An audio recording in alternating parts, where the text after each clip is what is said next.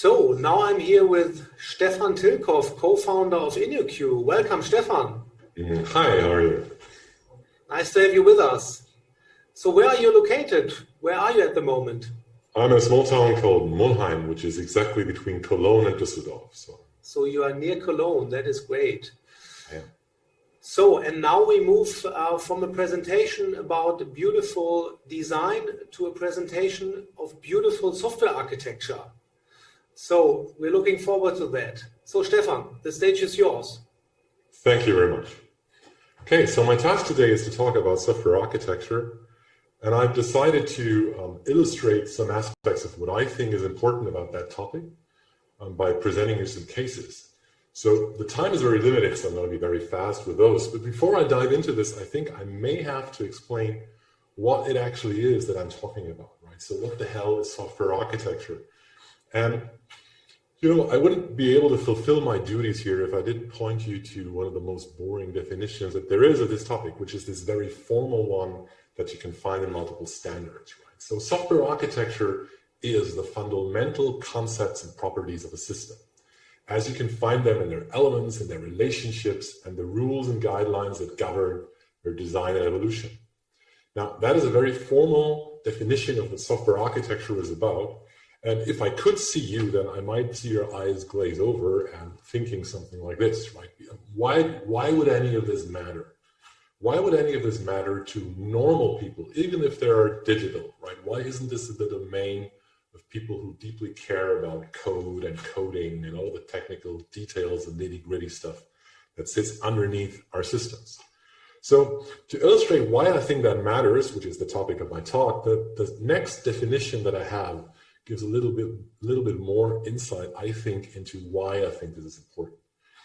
Architecture represents the significant design decisions. It's the stuff that really matters about a system, because if you get those things wrong, things get very, very costly.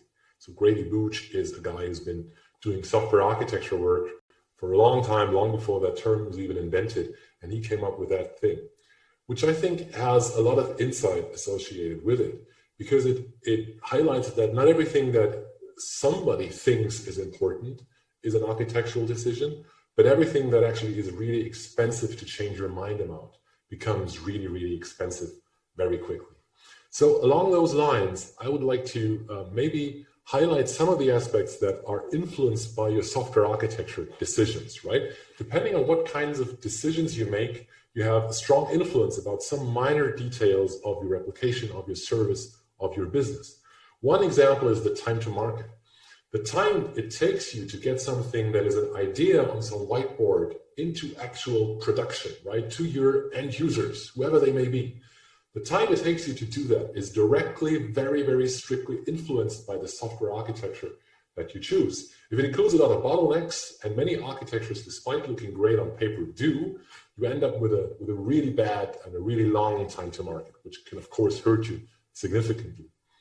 The second aspect is usability and performance, right? An application, a service, anything that you offer digitally is only as usable as it appears to its end users. If they can't use it, or if they don't want to use it, if they have a choice, and they mostly do, then this is directly going to influence the actual value that derive from the application you're offering them. And this is also related to performance, right? How quickly do you get answers to what it is you're looking for? How frustrating is the experience you offer to people who have to use the solution that you build or supply? Security and availability. Do you leak data? Can you rely on the system to keep stuff safe? Can you rely on it being available when you need it? Right. Even if it's something that nobody cares about, then maybe it shouldn't be there in the first place. If it is something that people care about, people will start to depend on it. Sometimes for life critical stuff, sometimes for entertainment stuff. It doesn't really matter. It's an important thing to make sure that you offer an availability that is in a good relation to the service you're offering. And again, that's very strongly related to software architecture. Strongly related also is all of the issues regarding privacy and GDPR compliance in general, compliance to laws and regulations. Those things have to be designed into the architecture of your systems from the ground up. They have to play an important role when you make critical decisions. You can't make a system secure or available or performant after the fact, right?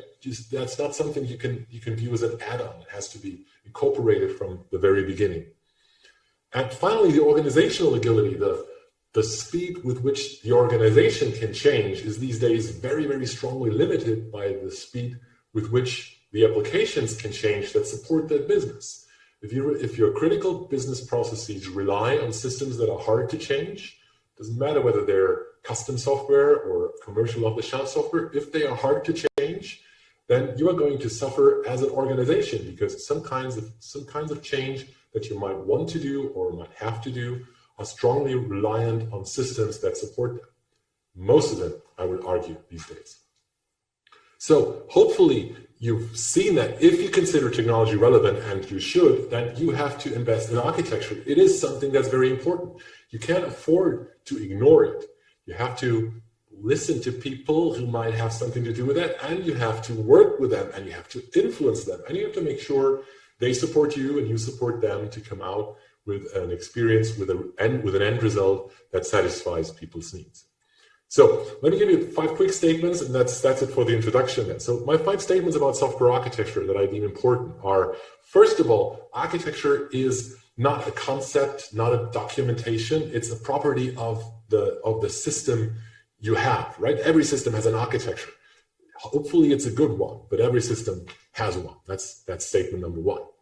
Number 2, you can't decide to opt out. There is no opting out of architectural work, right? You might end up with an architecture that you didn't intend to end up, right? It just happened to you, or if you want to phrase it more nicely, it was emergent, right? But emergent architecture, in the sense of unintended, accidental architecture, is typically not a good thing. The third statement is, you don't have to have architects. You don't need to have people who are called software architects and deem themselves especially important or more important than anybody else. That's not the point. I'm not justifying the profession of software architects. I'm arguing that it's highly, highly important to have somebody take care of those tasks. Can be the team that does that, can be a group of people, can be different people taking care of different aspects of software architecture, but you have to make sure those aspects are attended to. And architecture doesn't stop at the beginning. It's strongly related to the first statement, right? You have to make sure that somebody takes care of a system's architecture, especially while it evolves. When you're adding new features, architecture has a tendency to become worse and worse until possibly you can't move forward anymore, right? That's architectural rot. So we even have a technical term for the diseases our services suffer from, our systems suffer from. Best address them explicitly instead of just having to deal with the consequences of not doing so. And finally, I think I tried to make that point before, hopefully I made it. Our systems architecture is a crucial factor for a business's success. Avoid it at your own peril, right? It's not sufficient. It's not the only thing that you have to get right. You have to find a market. You have to make the right business decisions. That's very, very important, possibly more important, but you cannot ignore software architecture, because nobody has ever managed to make a great business with supporting systems that suck. That's just not something that works. So let me try to give you a number of cases to illustrate those points. And I'm trying to be very quick to have some room for discussion at the end. So my first one I like to label non-extensible extensibility.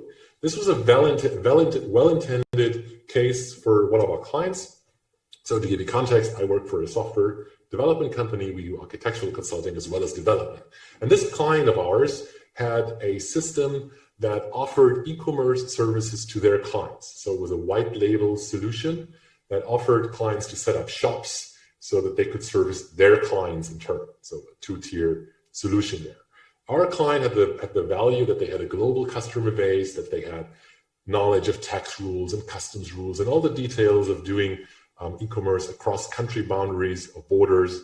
And they were very good at offering services to their clients that incorporated all of that knowledge that they had. So it was basically a catalog, CMS, shop, fulfillment kind of thing for digital goods in most of the time. But that doesn't really matter. It's enough of context, essentially. Except for one aspect. This multi-tenant system, right? So they had multiple clients, needed to be highly customizable. It needed to be highly customizable so that each individual client of our client was able to customize the system so that it looked like their own shop, as opposed to somebody else's shop or a generic shop that you wouldn't want to have. So how can you support something like that? Our client was very smart, had very smart architects, and very smart architects came up with a very cool solution, or what they thought would be a very cool solution. I need to move myself a little bit out of the way here. So if you want to look at that diagram, it essentially says there are generic things and specific things, more general needs and specific needs. And that is one axis of the graph, right? You have a very specific need with some clients, and you also have acceptable cost to some clients. So this low-high thing, the y-axis, is the cost that clients were willing to accept to get what they wanted, right? And this one is the customization need. So as you can probably guess, our client had a number of very, very important strategic customers, right? Those were worth doing everything for, dropping everything for, and doing whatever they wanted, because like 2 or 3 of their customers were responsible for more than a third of the overall revenue. So you take them very, very seriously. And those particular customers had super specific needs and a real lack of will to compromise. They wanted exactly that. And they were willing to pay for it, but you better have to provide for it. Whereas on the other end of the spectrum, you had lots of long-tail customers who really didn't have very specific needs. They just wanted to change the logo, the colors, the fonts, maybe a few texts, nothing very fancy. They didn't want to change business processes or change the overall workflow or dialogue flow. They just wanted basic customization. And of course, they didn't have any money to spend on anything.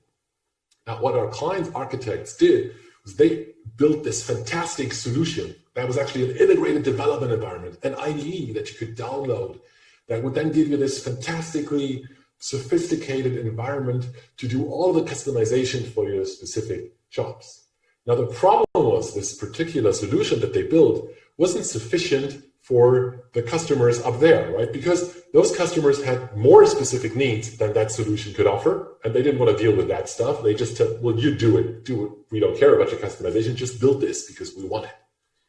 Whereas the other people on that downside over there, they wanted to not have to learn this complicated IDE thing. They didn't want any of that complicated stuff. And they actually really didn't want to pay for anybody else to do it either.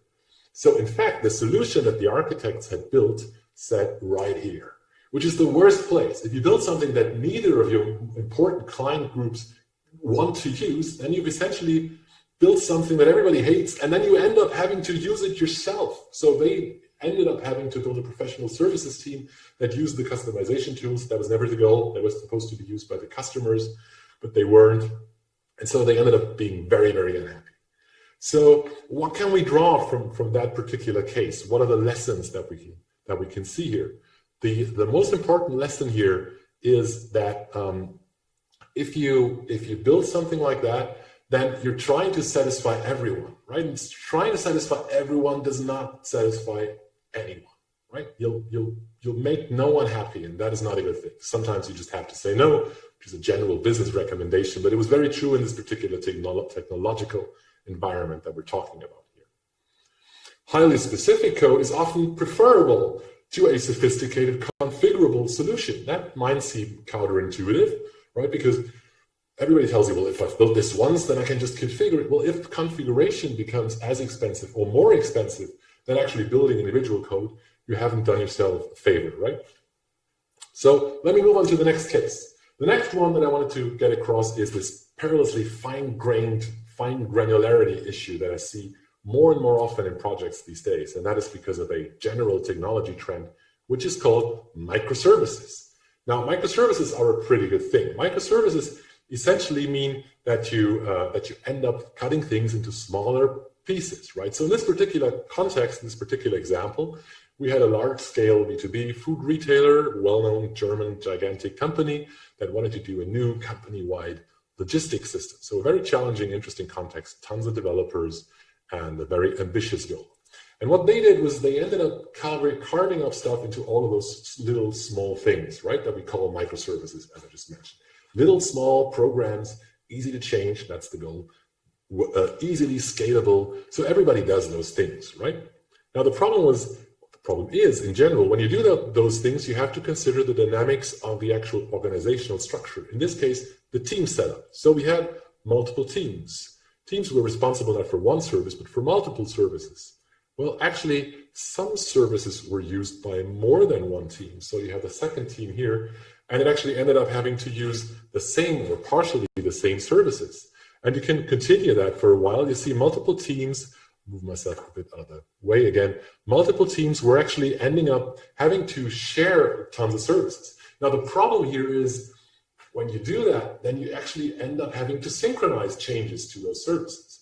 Because if somebody makes a change to one of the services the others depend upon, they might break, right? So everybody keeps having to have discussions about when that service can be changed and how you can move things forward. And that is not something that is useful if you want to move fast. If you want to be fast, you want to avoid meetings. A meeting is the perfect way to slow things down. So there's this relationship between the organization, the team setup, and the structure of the software that we're talking about here. So in that particular case, it was a bunch of services. My favorite one was the order service. It's fascinating because it very often is the order service. That seems like such a natural thing to factor out. And as you can see here in my little diagram, I have tried to color it in a way that shows that this order service had to fulfill needs from multiple different domains or different contexts. So every time one of those domains wanted a change that was related to the order service, they had to do something about it. They had to coordinate with the other teams to get their changes into that particular service. So it was the one that was always contested. It was the one that always broke things. It was the one that always made everybody unhappy. Now, why would you do that? What's the reason to do that, right? Why would you cut up your system into those tiny fragments in the first place? It turns out one of the reasons is one of my favorite companies, which is this one, right? I love those guys. I really like them because they do fantastic work in my day-to-day entertainment needs. They're awesome because they provide me with a fantastic service. And they are also great in terms of the technology that they use. The problem, though, is while their architecture is really great, very few people actually are Netflix, except Netflix. I mean, if you happen to offer a video subscription service to a few 100 million people and you're a competitor of Netflix, ignore everything I just said. But if you're not in that business, if that is not what you're doing, then maybe the architecture that Netflix has is not the right one for you, right? So you might want to reconsider it.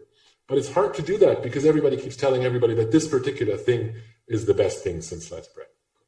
So to refactor a little solution here, instead of having everything concentrated in a little service, you might want to distribute things to individual consumers or users of that service and finally do away with the whole thing because that might yield a better result for you. In that case, we have decided to have the independence of the teams deemed more important than the extraction of something into a reusable centralized service. And that's a decision that you have to make. It's not always the same thing that I just said about Netflix, about Netflix's architecture is true about this one, right? You could also label this a microservices architecture. It's a slightly differently flavored one.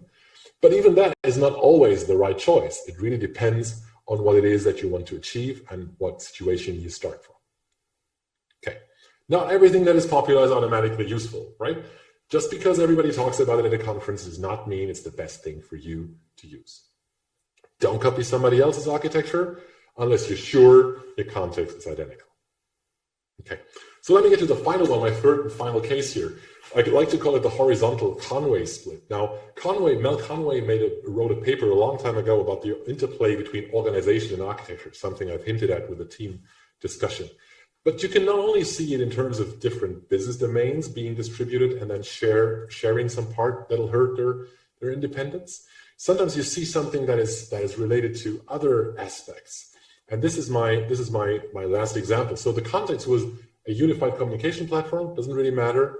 It had pretty much straightforward business logic. So it was not the complicated thing that you might have in a bank or insurance company, pretty straightforward software, but with high scalability requirements because it was supposed to have a lot of users, right? So small setup, not 100 people, not 200 people, just one or two teams with 10, 20 developers each.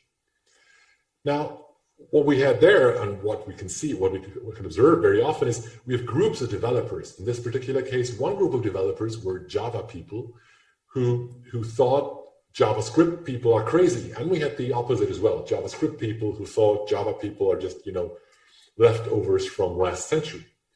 Now, that may be the setup that you have at one particular organization. Right? It may just be that, maybe they have been trained that way, or maybe you've made a hiring decision, or maybe you've acquired a company, and so you end up with these two groups. And of course, this is just a standard. It could be anything else. It could be any other technology that draws a community and makes people identify with other people related to a community thought. Now, what happened was that these groups that we had here ended up influencing the architecture that was chosen, right? Because one group built the front end naturally, and the other group naturally built the back end. And on the surface, that sounds completely reasonable, right? Because you have the Java people doing back end stuff and the JavaScript people doing, what could be better than that? When you have some API to connect them in the middle. The problem with that is that in most cases, not all of them, but in most cases, it is not a good choice. It is not a good architecture. Because if you choose that kind of architecture, every meaningful change, every meaningful feature means coordinating the work of two teams. Because the only way meaningful things are ever introduced is both in the front end and the back end. I mean, if everything is already available in the back end, then you just have to provide a front end. But I've never seen that happen. I've heard of it. I've never seen it happen, ever. It is a pipe dream that's unattainable, right? When you want to do something useful, you have to do it end to end, from the very front end to the very back end. Otherwise, it's not interesting. So that is a problem, because now you have to deal with two teams for every one of those things. The second problem is when the front end team can't get things done because the back end team isn't fast enough for whatever reason, even if it's very good reasons, the front end team will turn into a full stack team. It'll invent its own solutions. It'll violate the architecture, which is even worse, right? Not only do you have a bad architecture in the first place, you also have some places that adhere to it and some places that don't. That is not a reasonable thing. And the reason this happens is because people will tolerate almost everything for the end user as long as they themselves don't have to suffer. That sounds very negative, but in some cases it's really true, right? They want to be among themselves. They want to identify with the group. And I think it's very important to break up that concept and to have them interact with each other. So my strong recommendation is to not do that and to instead go for cross-functional teams, right? So that introduces the first of my recommendations and my wrap-up of this stuff, so that we can have some time for Q&A left at least. So my recommendation, the first thing is it's a recommendation for decision makers, right? But not only in these kinds of companies, essentially in any kind of company, or essentially in every organization, it doesn't really matter, right? So my first one, coordinate the development of your processes and organization with that of your systems. Right? You cannot ignore that. You can't just make decisions on your own, on either side. You can't change the systems without considering the organization and process, and the other way around. It's true as well. The second one is you have to have architectural skill among decision makers. Not everybody has to know everything. Not everybody can know everything. That's perfectly reasonable and fine. But you have to have that technical knowledge, that knowledge of what the technical consequences of those critical decisions are in both directions, and you need that at the decision maker level. That is a crucial ingredient for a successful modern company, in my view. The third one is you need to have that architectural skill everywhere, essentially, definitely among the people who actually do the work. Again, they don't all have to have it at the same level.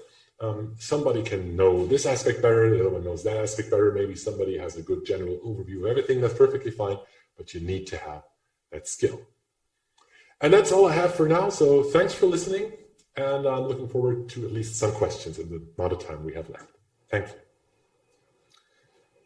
So thank you, Stefan, for the great presentation, not only for the great content, but also for the great style of the presentation. That was very interesting and very good. So we have a lot of questions in the chat. So I will hand over to Thomas. Thomas, can you start with the first question? Yes, and the chat is really active right now. I will summarize the questions a little bit because we are almost at the end of this slot. So the first question from Reinhard, he heard saying a lot that we only make an MVP architecture we can talk about later. On the other hand, Marcus B.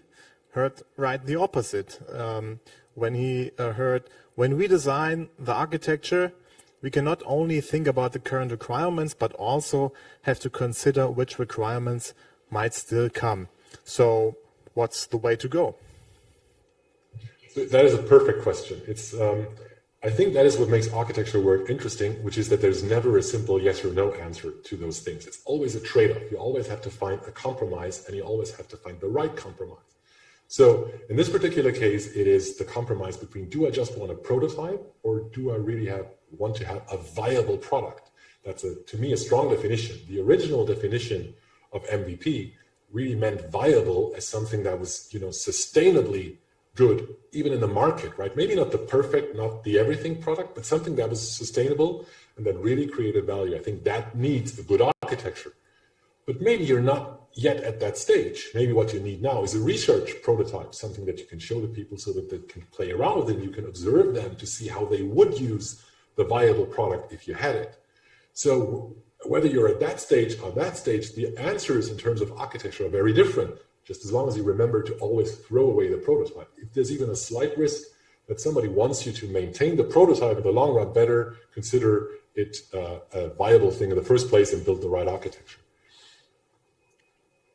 Yeah, I'll stop at that. Otherwise, I go into a 20-minute rant and I want to have some time. Okay, I think one more question is in the pipeline. Thomas, do we have one more? We have actually many more, and maybe, Stefan, you join the chat later on to answer all those questions, or the people in the chat also write Stefan at talk or via talk, which is the tool you write in. So the last question is from Marcus B. How do you find a balance between sufficient architectural considerations and fast delivery? It's also a very good question. So the assumption is that there is a problem between those two goals. Whereas I think a good architecture allows you to move fast, if moving fast is one of your requirements. It depends on what you're building, right? If you're building an architect or a system that maybe supports, surgeons in the operation room, then you have different needs, right? You will not build for fast delivery. You will build for absolute stability and security and correctness. But if one of your goals of your business is to be able to move fast, to introduce features quickly, then that needs to be part of your architecture. And then the architecture will be designed in a way that it makes it possible. So the question is not either or. It's what is the right architecture to support this? Because you'll always have some requirements regarding stability and long-term sustainability. You just have to find the right balance. As you said, balance is a very good term here. You have to make the right trade-offs, the good decisions to get the thing actually balanced in the position that makes the most sense for you. That's a typical architect answer. I'm sorry about that. So thank you very much, Stefan. So these are very hard questions and you had good answers for them. I want to point the audience also to the website of InnoQ. They do a lot of content, they do great podcasts, and I saw you started also a small technology conference in December. That looks very promising. So for everyone who wants to dig deeper, join this offer from InnoQ. So Stefan, thank you very much for joining us, and hopefully thank you for having me. Next year in person. Bye-bye. Bye-bye.